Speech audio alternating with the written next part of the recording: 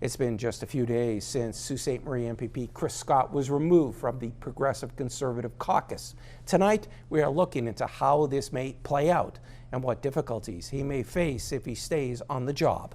A political science expert gives insight to CTV's Corey Nordstrom.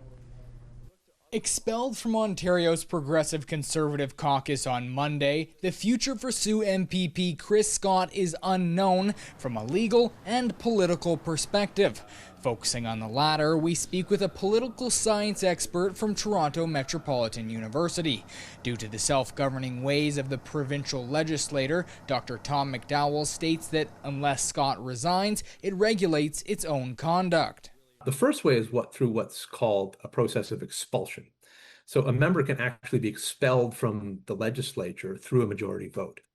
However, it's important to note this is an extremely rare process. The more likely scenario is with censure that has been seen in Ontario as recently as 2023 with Sarah Jama. Censure is essentially a process through which, through majority vote in the legislature, members are restricted from either speaking or voting in the assembly. With his legal matter yet to be addressed, another option could also force out the Sault MPP. If a politician is convicted and sentenced to an indictable offense of more than 2 years, they must vacate their seat according to the criminal code. Should Scott choose to stay on as an independent MPP, he can remain in the role until the government dissolves the House for the next election in either 2028 or 2029, according to McDowell. But there will be some major changes that may impact his ability to represent the riding.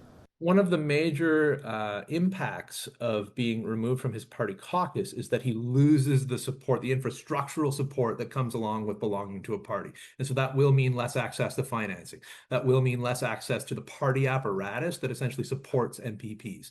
Scott's constituency office has been closed to the public since Monday, say neighbors. His removal from the PC caucus does not impact the office as it's paid for by the Legislative Assembly. Corey Nordstrom, CTV News, Sault Ste. Marie.